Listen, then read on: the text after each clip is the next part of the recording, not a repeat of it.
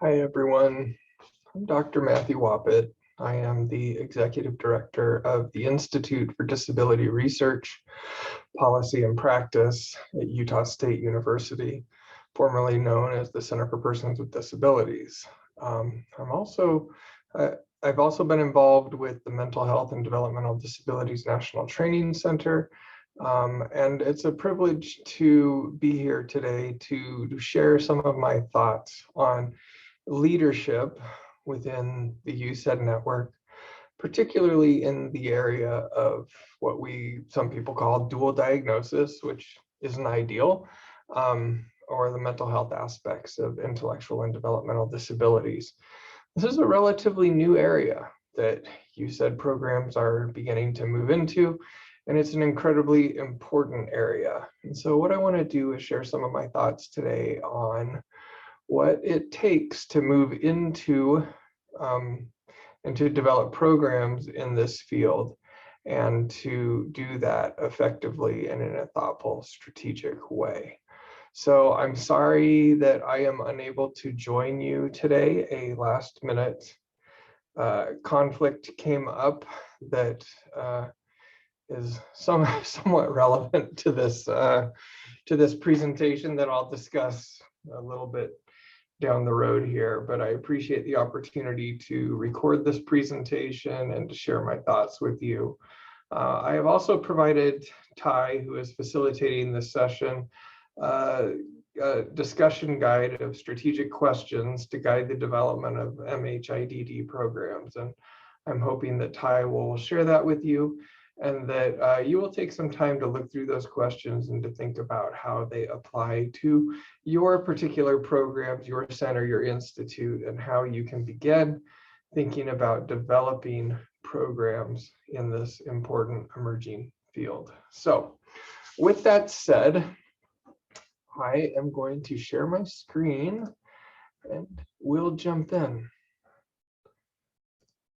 Okay, so the title of my presentation today is Thinking Downstream.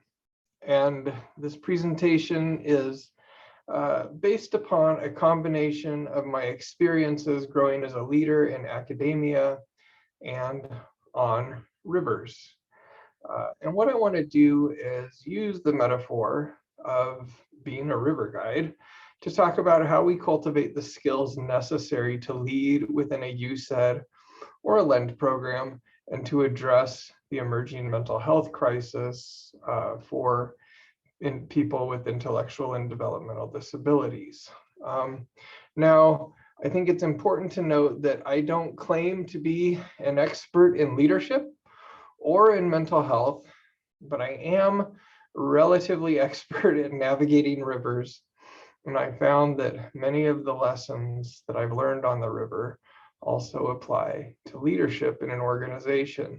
So this presentation is an attempt to distill some of these lessons into a usable guide that may help you and others understand the dynamic nature of UCEDD leadership and leadership in the 21st century as we begin understanding what a post-pandemic world looks like. So with that said, I should note that all of the pictures in this presentation are mine and are from rivers that I have done. I started guiding whitewater in 1994 and have continued to run rivers, and I've run almost every major river in the West. In fact, the reason I'm not able to join you today is I had a last minute opportunity to get a permit on the Salmon River, and so I'm taking one last summer hurrah, and I'm going to go run the Salmon River with my two daughters, one of whom is also a whitewater guide now. So again, this is very personal, but it's also based upon, I believe there's some important lessons that can be applied within the academic and the UCEDD context from these experiences. So what I want to do first is provide some context. I want to talk about the UCEDD context, and then talk about the context of the river and how they're similar. I want to talk about how the mindset of a river guide and running a river trip is important to UCEDD programs. I want to discuss some of the skills that are necessary to lead on a river and within a UCEDD. And then I want to talk about how we apply those skills in the mental health and developmental disabilities context, how these two rivers come together. And then we'll talk a little bit about how to identify and cultivate these skills in staff, and then what is the roaring that we hear around the corner. One of the most nerve-wracking times on a river, especially when you're doing a new river, is to hear that deep roar of white water down around the corner, just out of sight. Especially if it's something rapid that you haven't seen, the uncertainty of what would be there. Is it runnable? Is it not?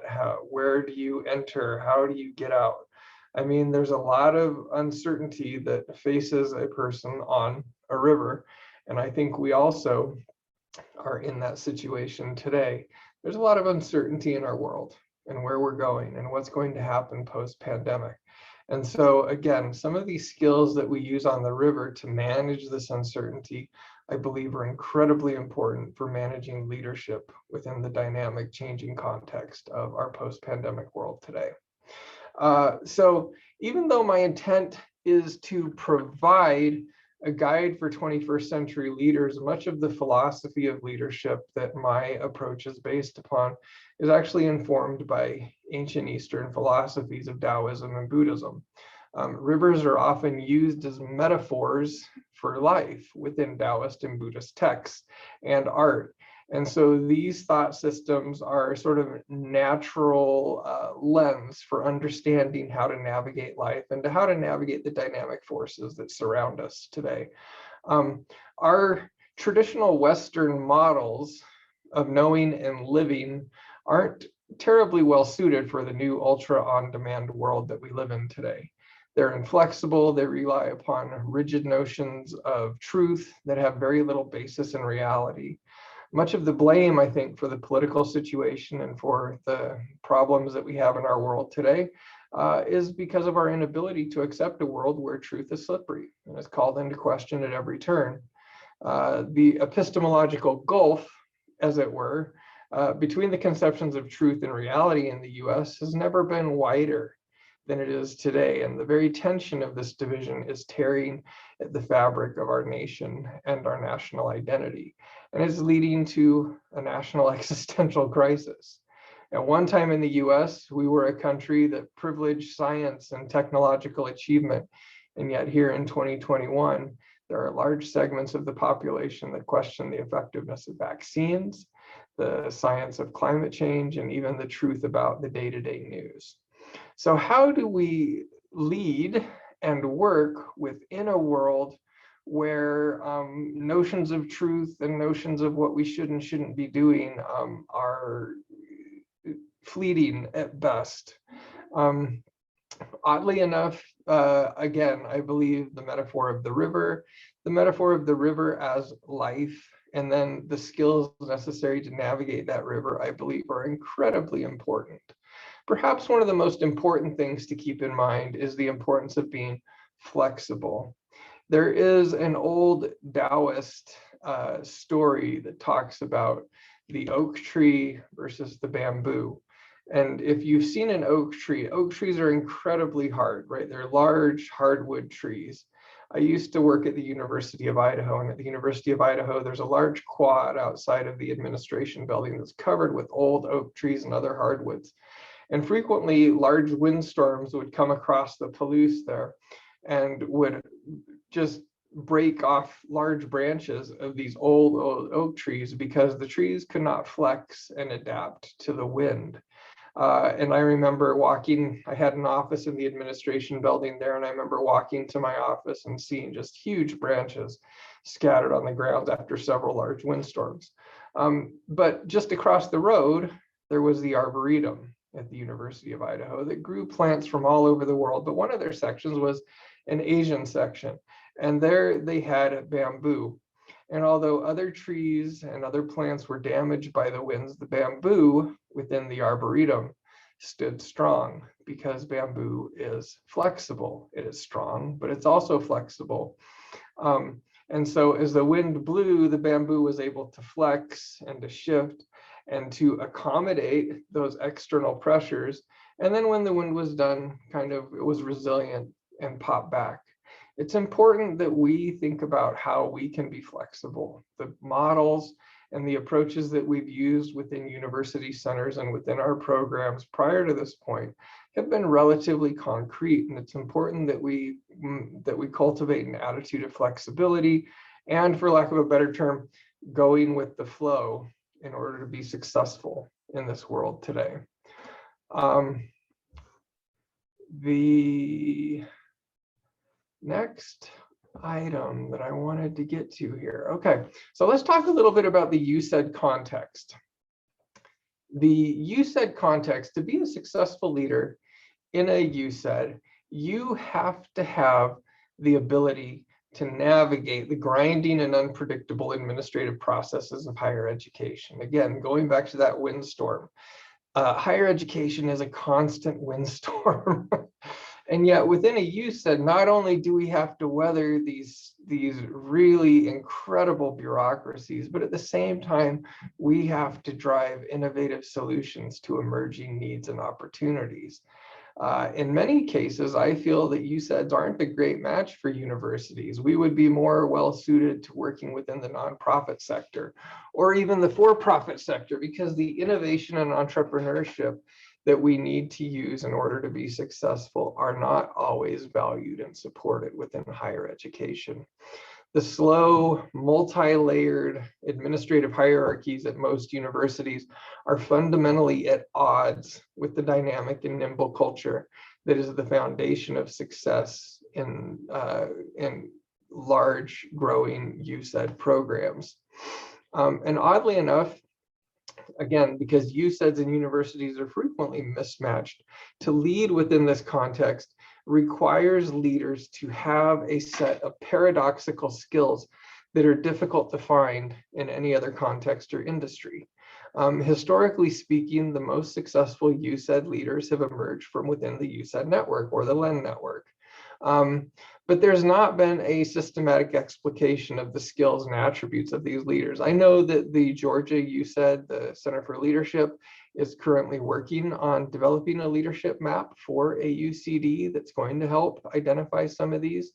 But up to this point, it's kind of been hit and miss and there hasn't been a focused sort of approach to developing leadership within the UCEDD network.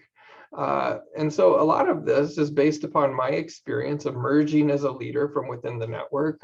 My first job out of graduate school was as a research professional at the University Center in Alaska. I then went and worked for 11 years at the University Center at the University of Idaho, and currently now I'm directing the UCEDD at Utah State University. And so at least I've been able to see several UCEDD programs within the West and get a good sense of what it takes to actually lead and run one of these programs and to drive the development of new programs and focus areas. So let's see. Leadership within a UCEDD requires a unique and specific set of skills that are often difficult to identify in candidates from outside the network. Again, because of the entrepreneurial approach that we need to take, in addition to the ability to navigate a really heavy top-down bureaucracy, it's hard to find people who have those two skill sets and can manage both sides of that coin as in the academic context. But as we think about it, and as I reflect upon my experience and some of my conversations with other leaders within the UCEDD framework, I've learned that to successfully work and lead within the context of a UCEDD, an individual needs cognitive and emotional flexibility, right? The ability to change and to manage not only the demands of the institution, but the emerging needs and demands of the world. We need entrepreneurial creativity. You need administrative acumen, the ability, again, to navigate bureaucracies, high tolerance for uncertainty. You need to have content expertise, And you need to have an ability to stay present and focused on what's important now and focused on the future at the same time. Oddly enough, when we think about this, these are exactly the same skills that a river guide needs in order to be successful and to safely take a boatload of clients down the river.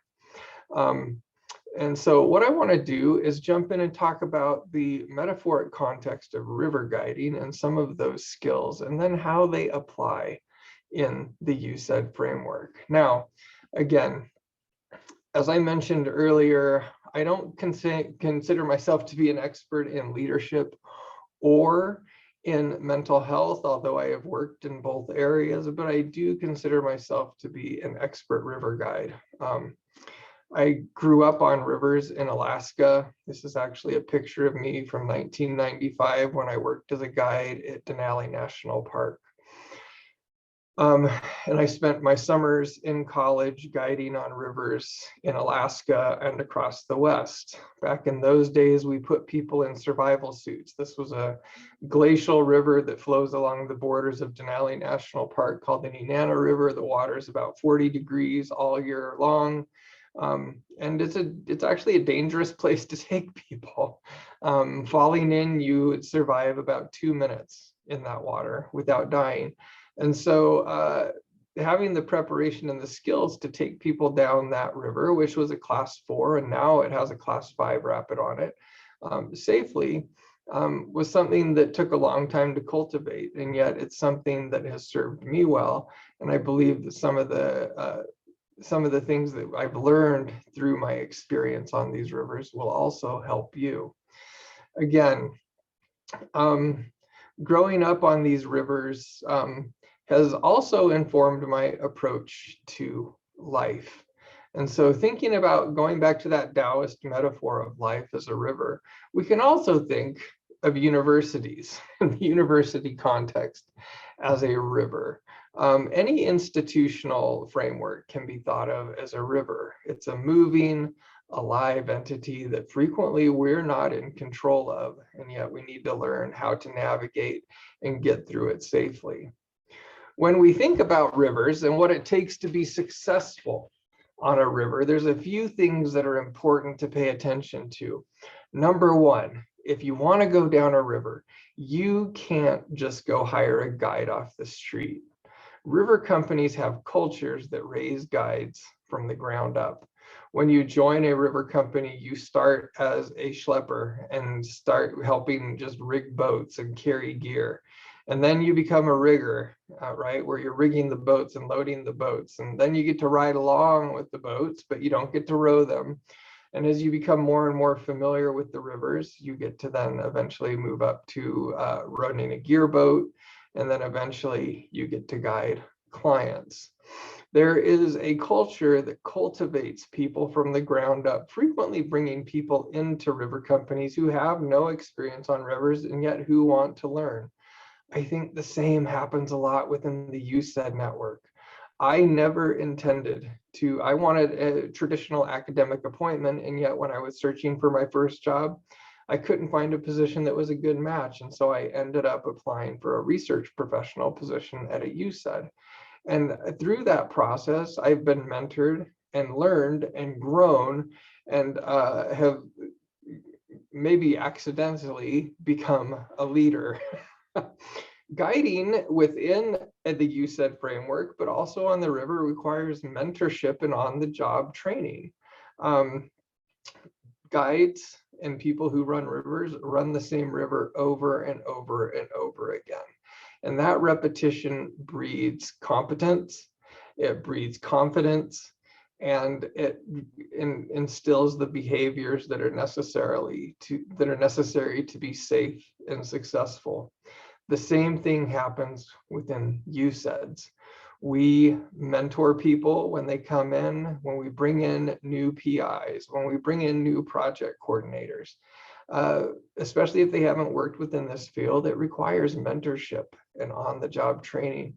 It requires helping them to understand the process.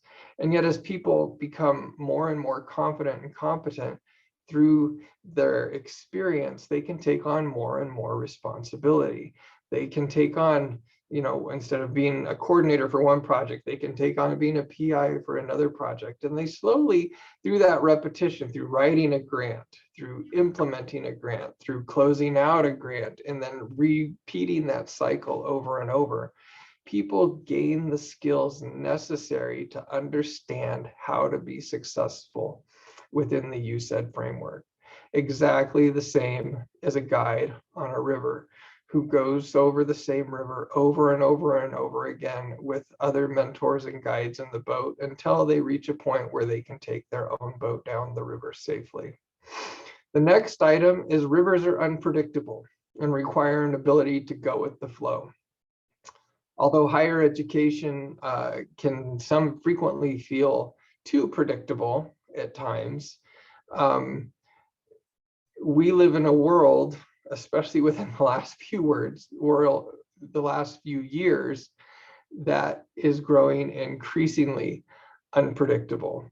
And to be successful and to continue to develop programs requires us to break out of maybe what we've done in the past and try new things. Rivers are the same way. Rivers are constantly changing. Rivers are dynamic.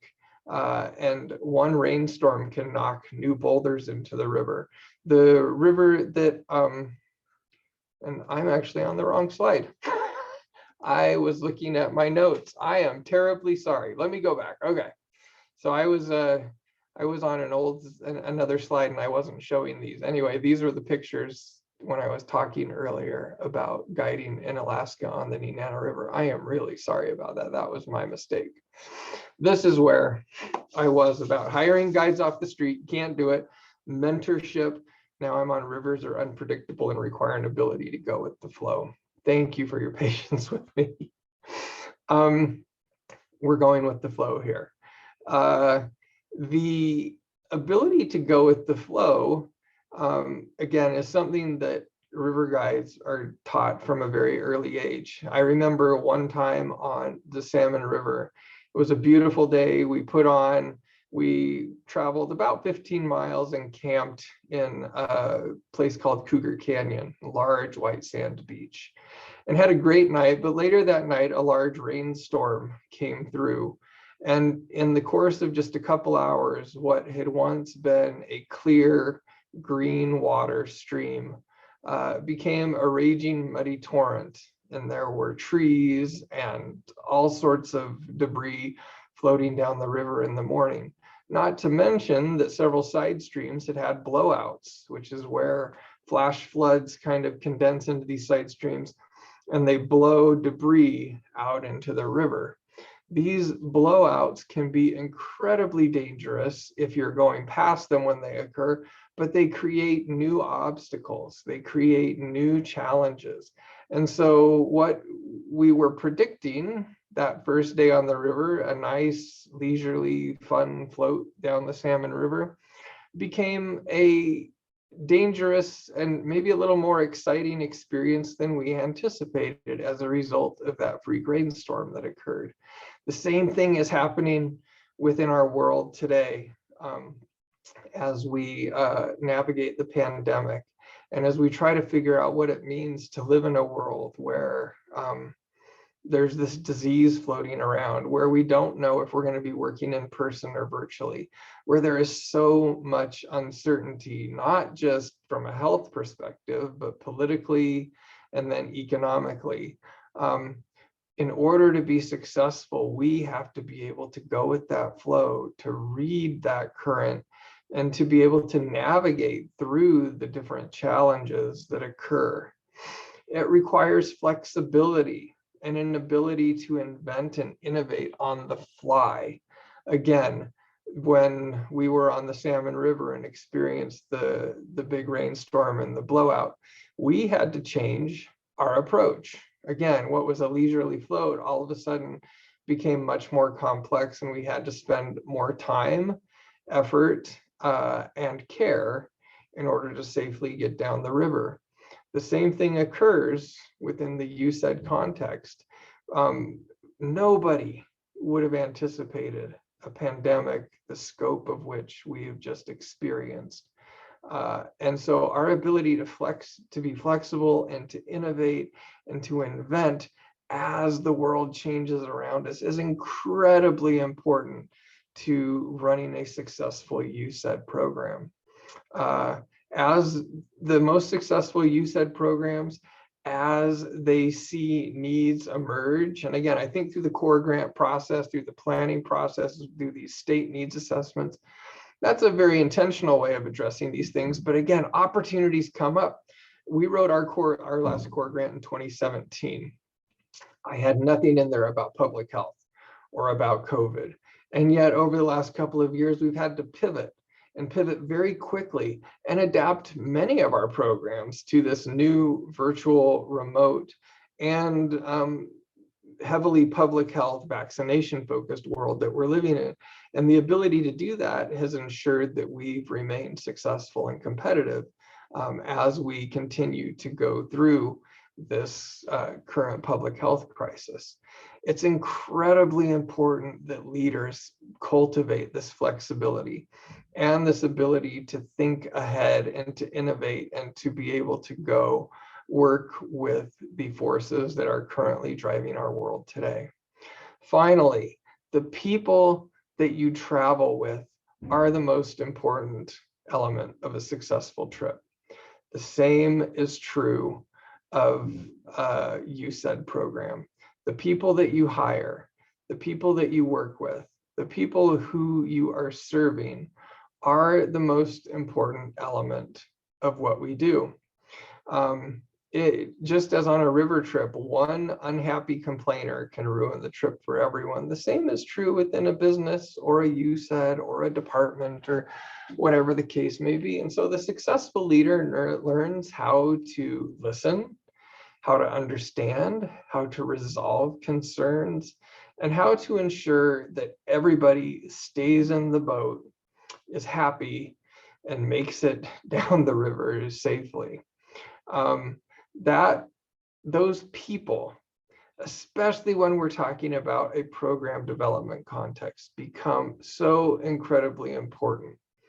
People who only see problems, the person who complains that they have sand in their shorts or sand in their shoe all the time, isn't able to appreciate the beauty of the canyon that we're floating down.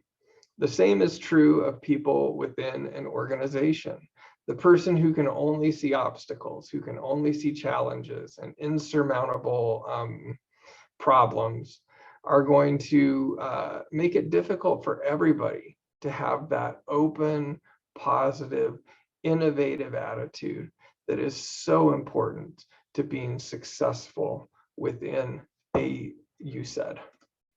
Now, when we think about skills to cultivate in leaders, I think there's a few principles that I want to talk about and that I will come back to as we start talking about mental health programming.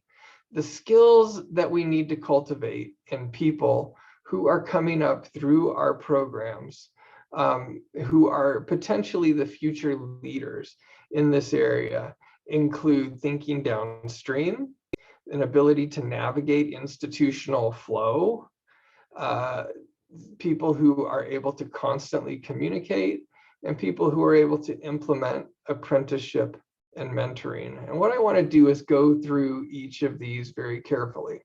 Now, going back to the metaphor of the river, water is one of the most fascinating substances on Earth. Water is a benign fluid that is relatively harmless when at rest. Think of a glass of water or a calm lake surface on a summer morning. Calm water still reacts when substances are added to it, but in general, calm water isn't going to do much. Moving and flowing water, on the other hand, is one of the most powerful forces on Earth. Anybody who has stood next to a churning rapid knows that the ground trembles and you can often hear stones and boulders moving under the water. If you stood at the lip of a canyon, the Grand Canyon, or another canyon, and looked down to the bottom at the river that has carved that massive geological feature, understands that water, when it's in motion, can grind down even the hardest rock. And it's important, so to navigate and to successfully take people safely down a river requires a certain art, an art of thinking downstream. There is a graceful art in the skill of rowing a boat down a river. An experienced oars person can take their boat anywhere on the river with seemingly minimal effort. Even like in this picture where I'm rowing 8 people, it's me, I'm the only one with oars. I'm trying to get 8 people down the river, several thousand pounds, right, of weight there. It appears effortless because the oars person has cultivated the skill of thinking downstream and understanding where the flow is going to take the boat. Inexperienced boaters, after watching a skilled rower for a while, often want to try rowing the boat on their own because it appears easy. These are often, oddly enough, males who want to prove something. And so any guide who wants to have a fun laugh at his client's expense will find a relatively calm stretch of water and will allow these passengers who think they've got the boat under control to take a turn at rowing.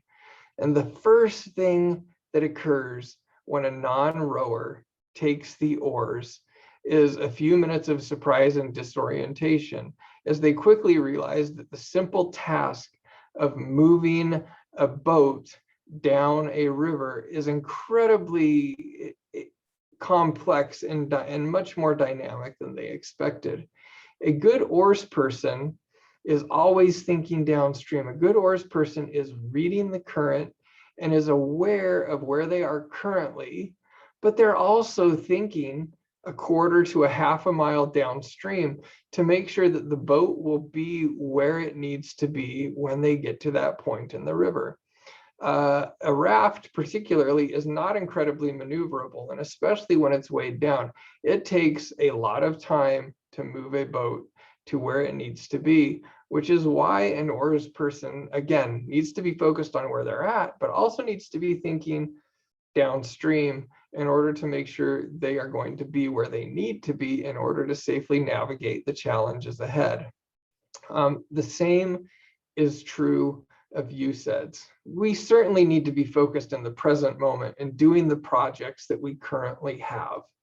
But in order to be successful and to continue to grow, UCEDD leaders also need to be thinking 1, 3, 5 years down the road and need to be slowly moving their organizations in the direction of where the UCEDD leaders feel the demand and the need is going to be.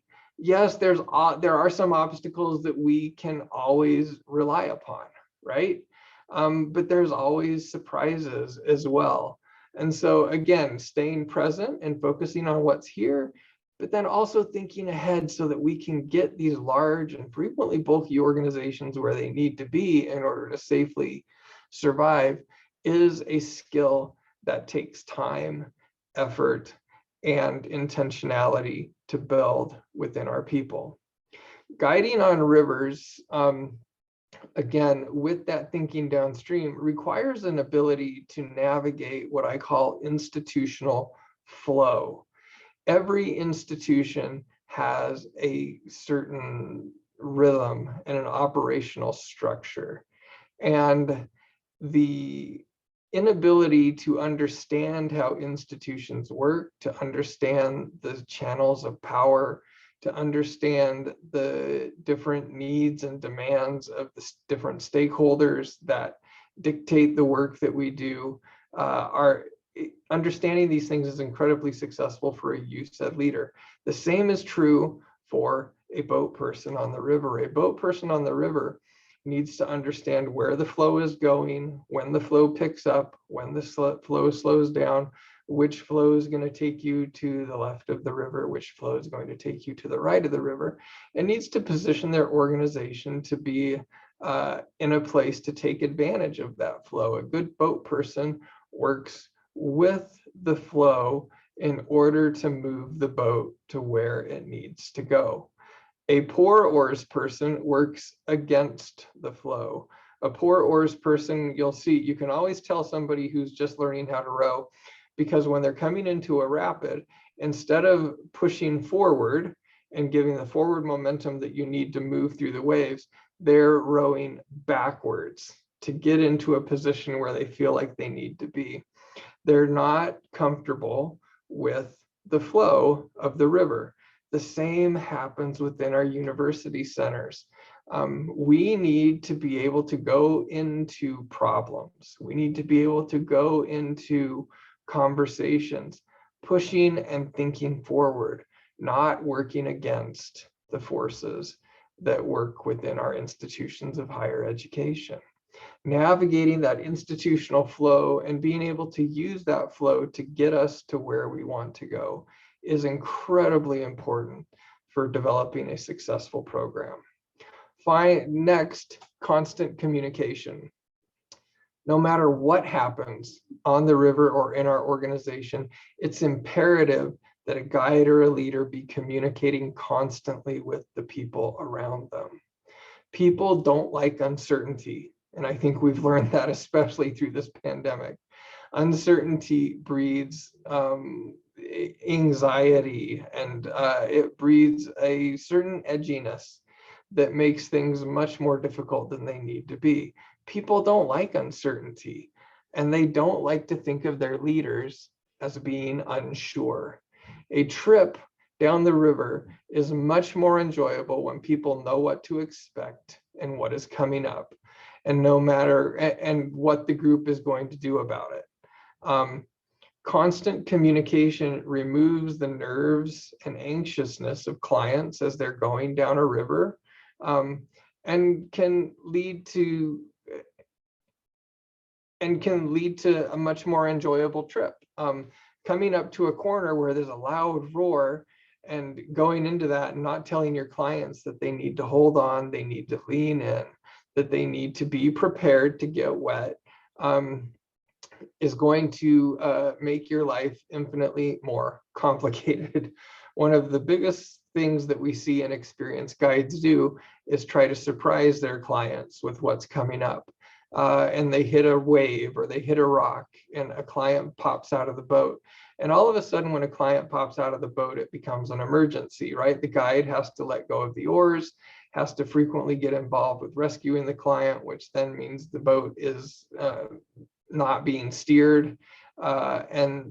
Everybody suffers from that particular accident. Now, the same thing happens in our organizations. In UCEDDs, people don't like uncertainty. We live with a certain amount of uncertainty by the nature of soft money, but people don't like uncertainty. And it's important that we're talking and that we're telling people, this is how we're going to handle this uncertainty. This is how we're going to handle a situation.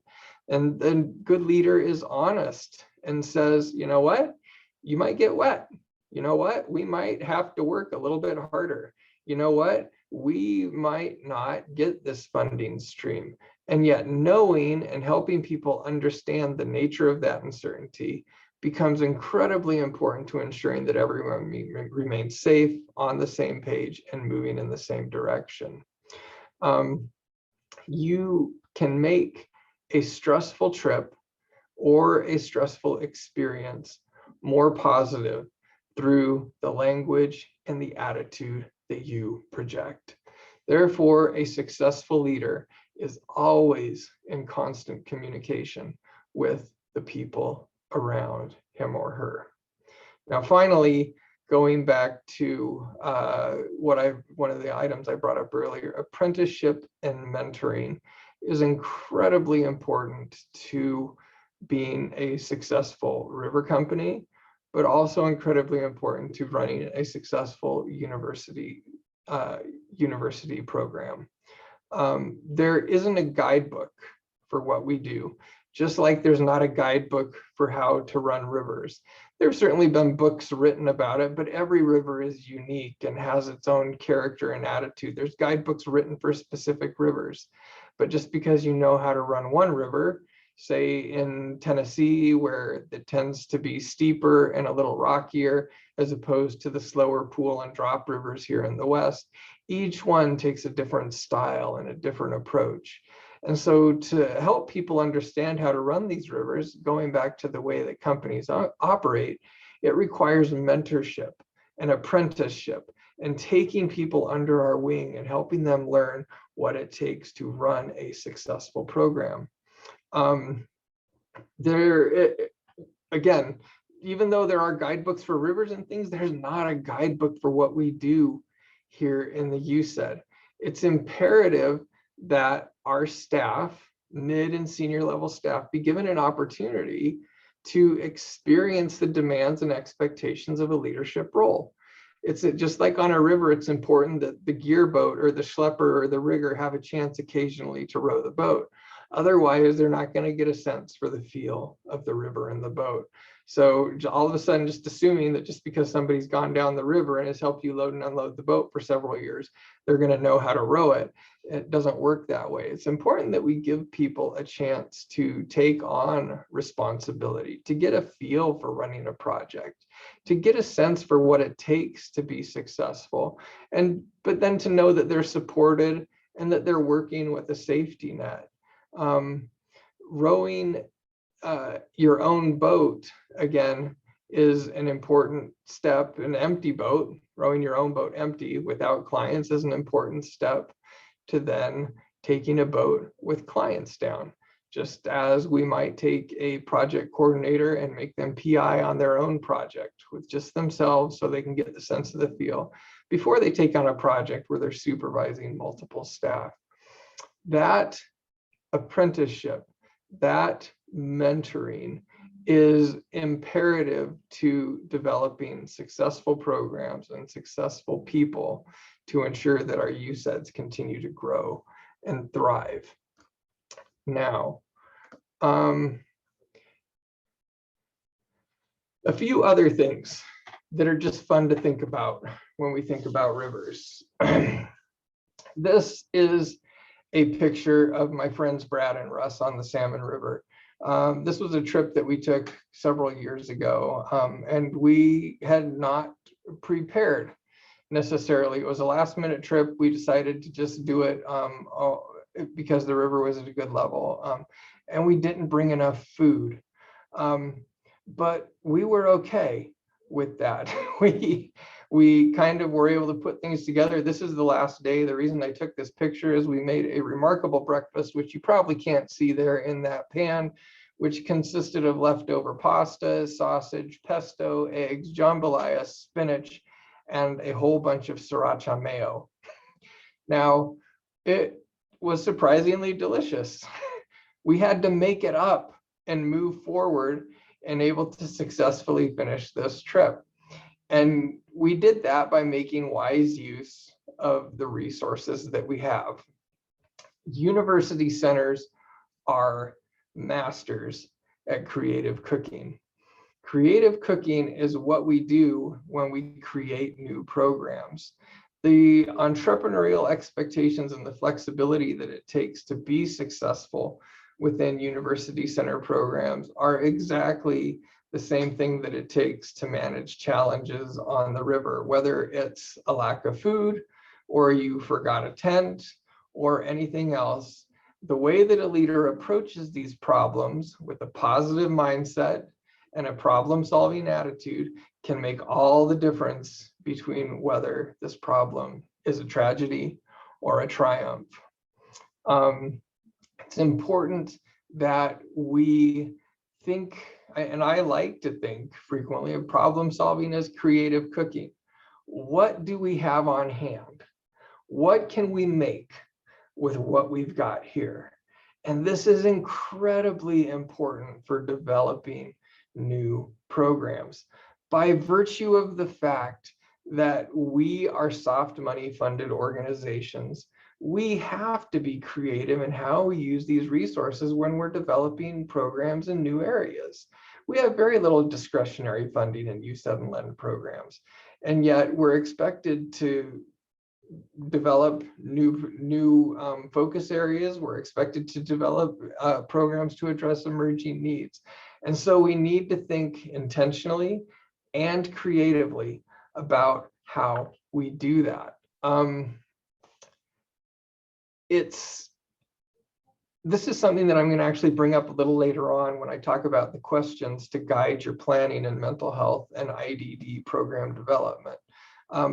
To develop programs in these areas takes a modicum of creativity. Many of our UCEDs have funding in the area of intellectual and developmental disability, but do not have funding in the area of mental health. And therefore, to cultivate that funding and those opportunities in the areas of mental health, we need to be creative in how we think about the resources that we have today.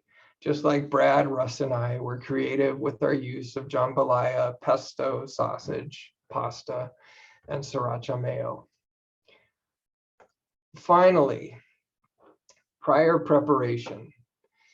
Any activity, whether it's a river or whether it's running a program, the success of what we do is the result of hours and hours of prior planning and packing and repacking and preparing. Preparation to go down the river takes forethought, time, and planning. Over years, I've learned through trial and error that enjoyable river trips require a significant amount of pre-planning.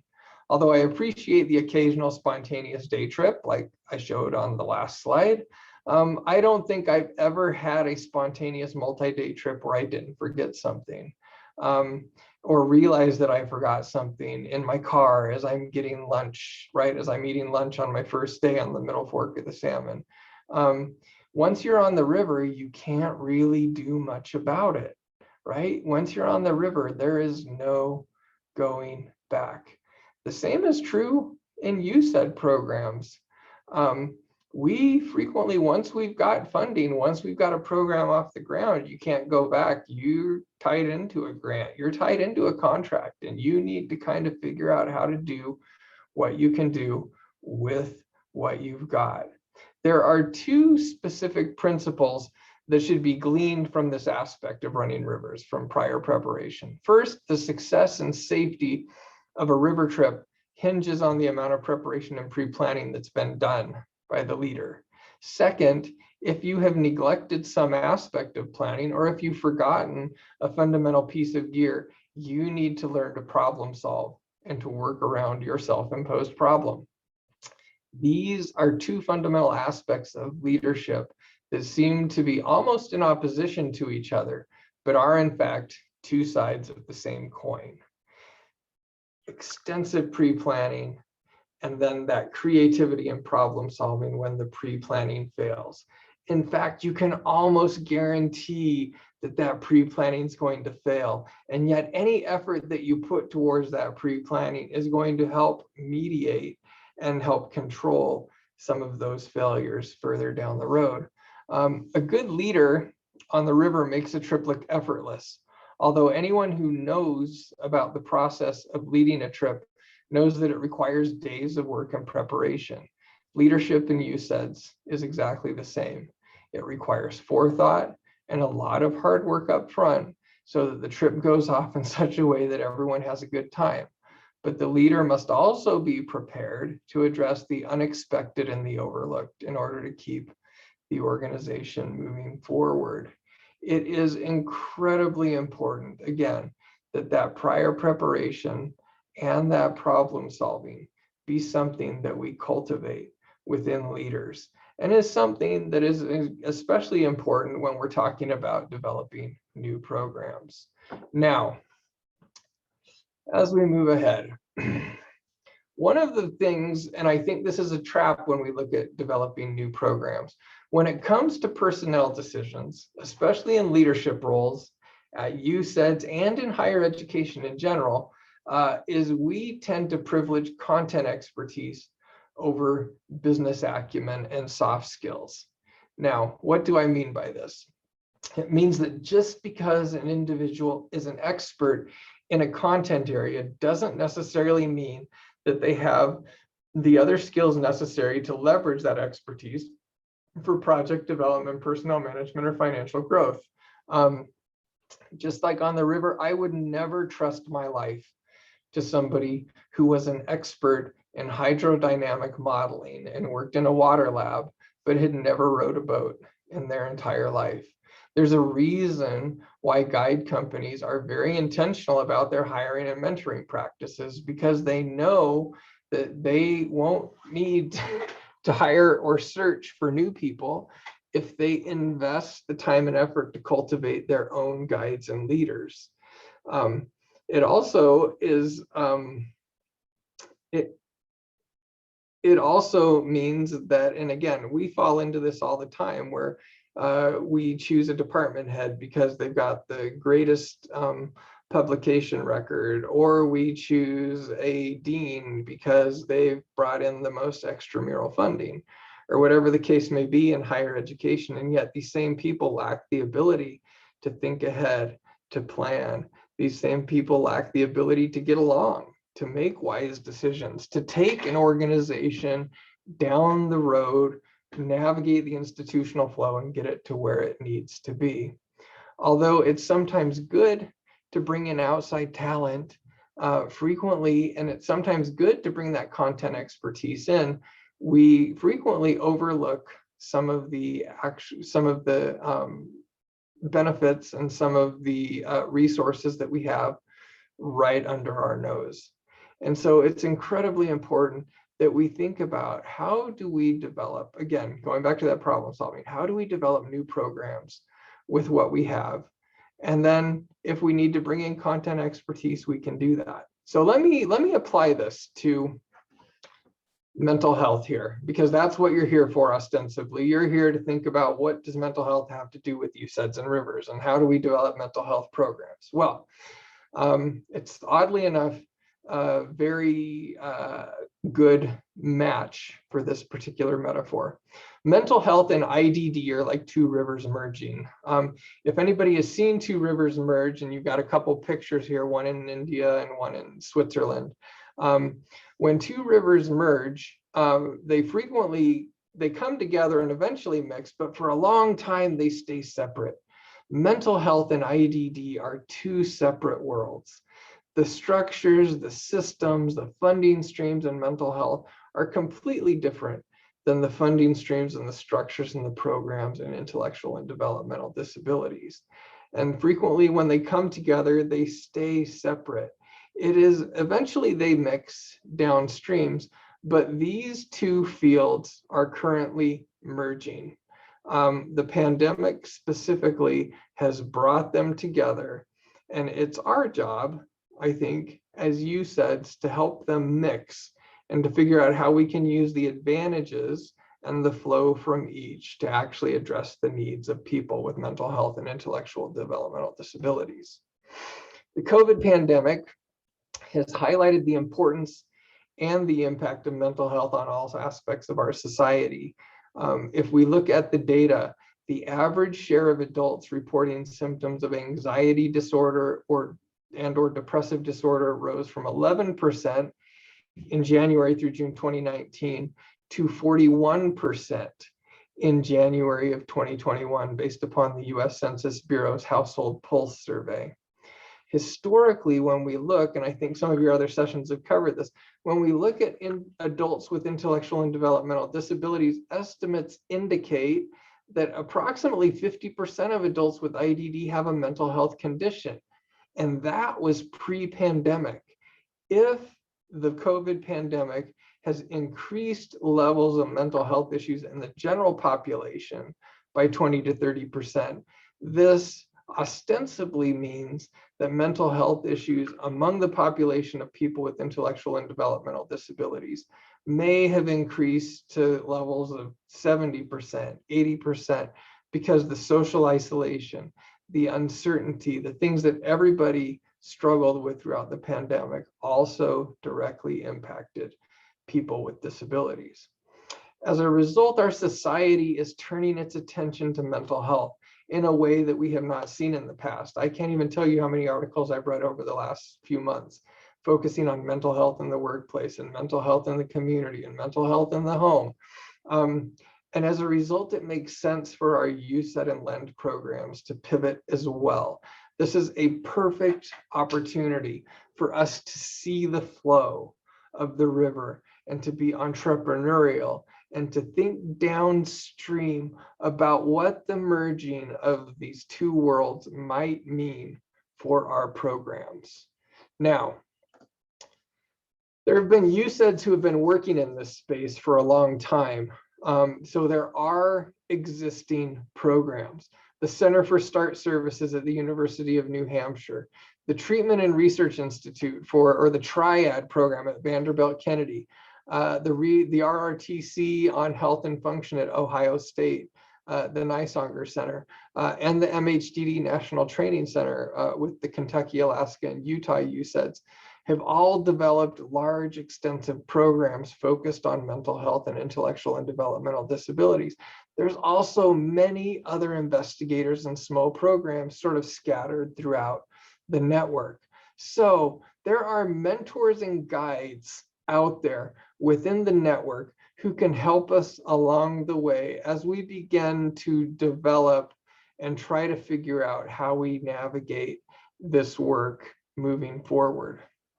When we look at the principles of moving down the river and how we apply those to this mental health program development context, number one, we can, and I'll go through these individually, thinking downstream.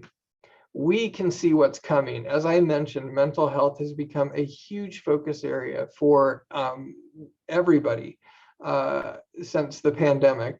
And so we can see what's coming. And just like on a river, you don't want to wait till you're on top of a rapid to begin to move. You need to start to move now. You need to be thinking a quarter mile, a half mile in the distance so that you can get your boat to where it needs to be in order to get through that rapid safely. We need to be doing the same thing with our programs. We need to be thinking 6 months, a year, 2 years down the road. And now is the time to start moving our organizations and positioning them in a way that they will be prepared to take advantage of opportunities and develop programs to support the mental health needs of people with intellectual and developmental disabilities. Businesses, when we talk about navigating institutional flow, we can see where the flow is going. Businesses, universities, and government are all working to address the mental health crisis right now because of the pandemic. It is a good time to be on this river. It is a good time to be going in this direction with everybody else because it means that there are going to be opportunities for collaboration, opportunities for contracts and grants and other things that are going to help us build capacity in this incredibly important area. Constant communication. Our society is talking about mental health right now, and we should also be talking with our staffs about mental health. Again, if we want to prepare people for what's coming, we need to start talking about it now. Don't wait till you're sitting at the top of that waterfall and then say, oh, by the way, we're going to go over a 20-foot waterfall and you'd better hold on. You want people to know it's coming.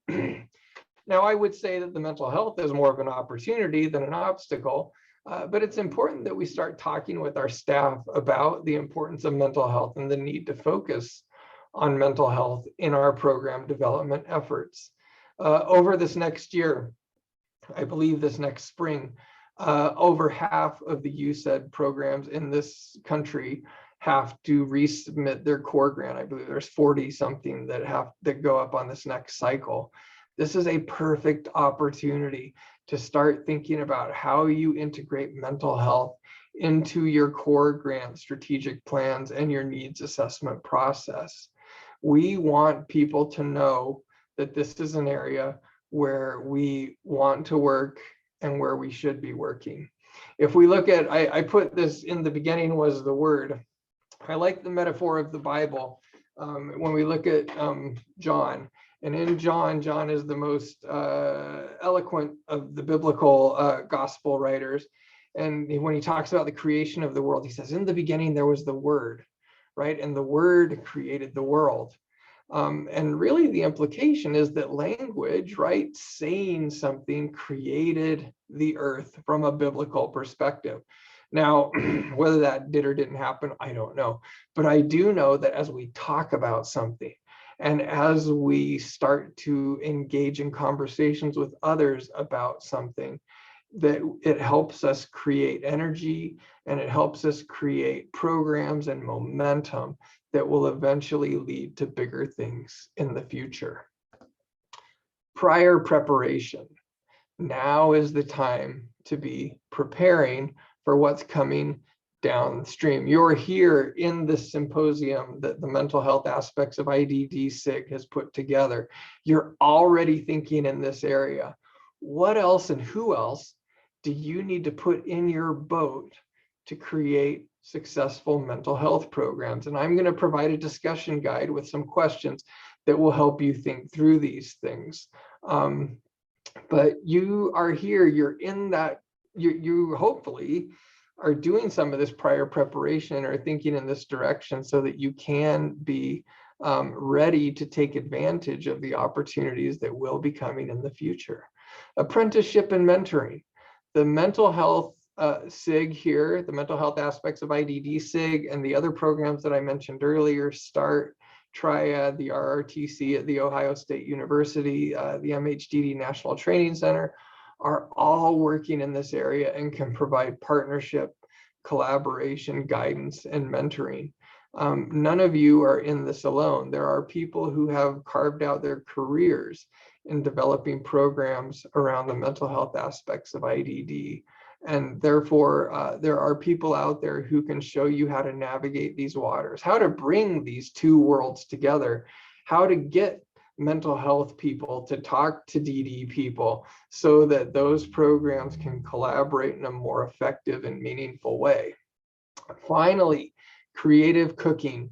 This is a perfect time to be doing some creative cooking and to be putting new ingredients together. We have an opportunity to build something new right now. Society is reevaluating how we've done things in the past. We are reevaluating our working relationships. We are reevaluating our social programs. We are reevaluating really everything. And it's a great opportunity for us to also reevaluate how we have developed programs and leaders within our university centers so that we can address the mental health needs of people with intellectual and developmental disabilities. Now, when we talk about leadership and looking more practically at leadership and developing these mental health programs, there's a few additional principles that I would like to point out. Number one, it's important that this work not be delegated. In order to develop new programs, a leader needs to put him or herself in the driver's seat. Just like in a boat, the passengers can point out obstacles and openings on a river, but the leader has to steer the boat. The same is true on our university centers. If you want to develop new programs, it's important that the leaders within university centers are taking ownership of this work and are helping to move the boat in this direction. It's important that this be a consistent area of focus and review, just like the constant communication principle I brought up earlier. It's important that leaders remind people and their staff that mental health is important and is something that should be focused on. And this needs to be done intentionally. It requires behavior change strategies. It requires not falling into the patterns that we've used before. It requires breaking old habits so that we can develop something new. And that takes leadership, attention, and focus. We need to also be patient and trust the process.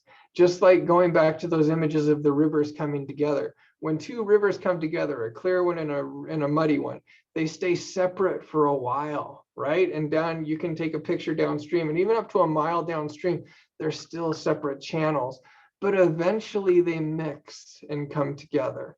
The same is true with developing new programs. Yes, these two worlds have historically worked side by side and separately, and yet eventually they come together. We need to be patient, and we need to trust the process and take the long view and recognize that changing the direction of our organizations, but also of the systems that our organizations work within, can take a very, very long time. None of these programs are developed overnight. I think Joni Beasley with START can tell you that. It's been a lifelong effort. And so patience and trusting the process are incredibly important.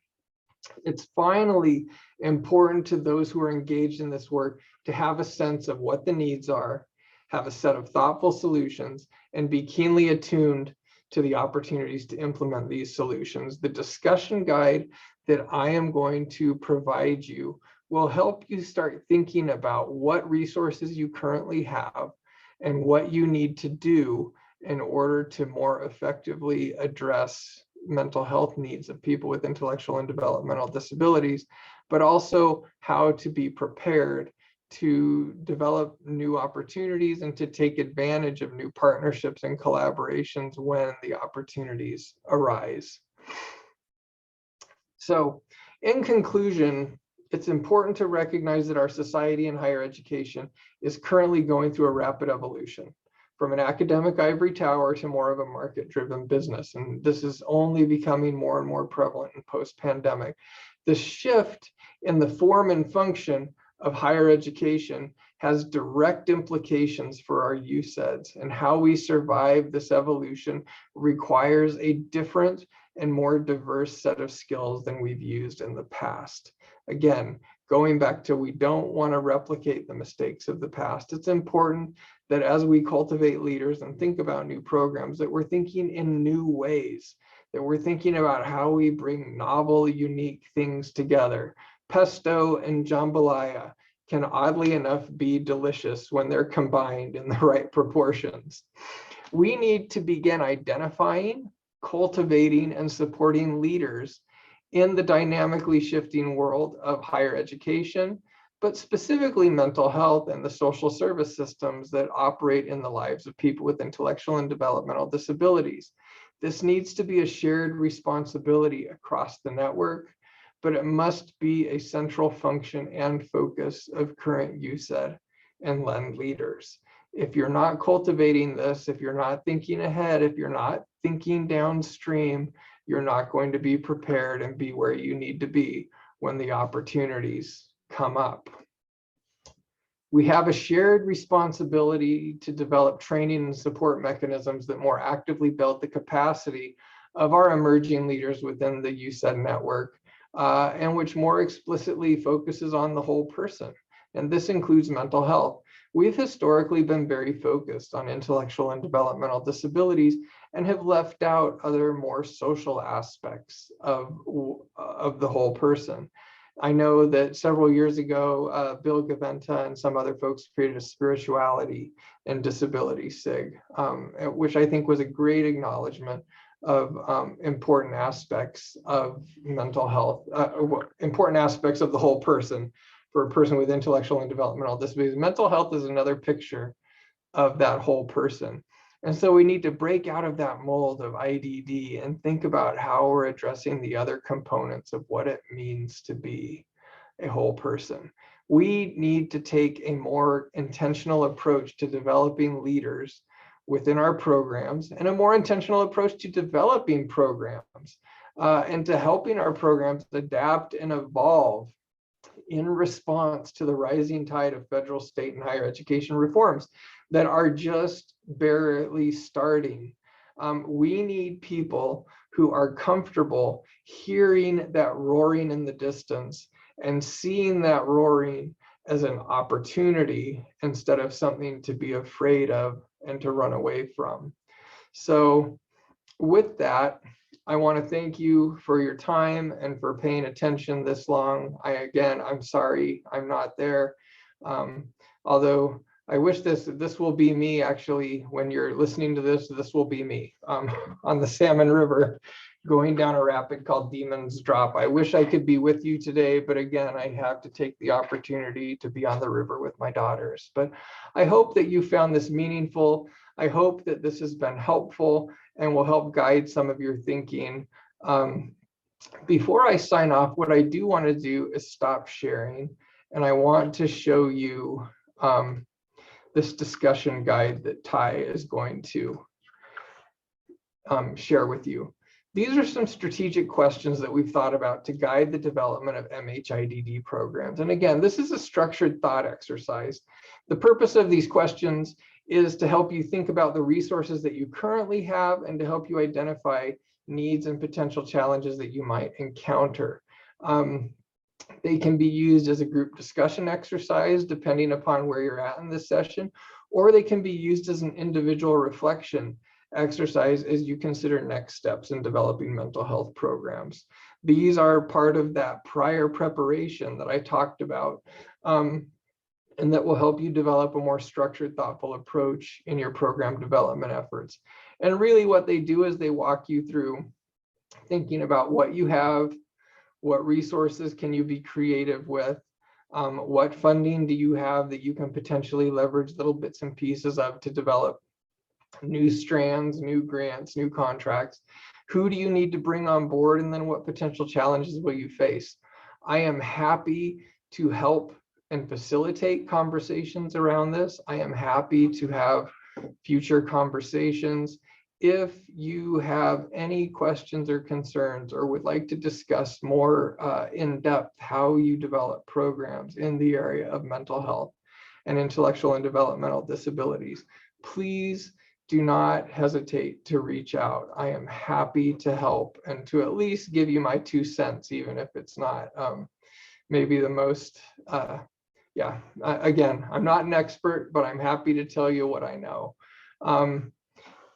My contact information is here. It's wapit@usu.edu. You're also welcome to call my office phone, 435-797-0836. Oops, I went forward. And I don't know what's happening.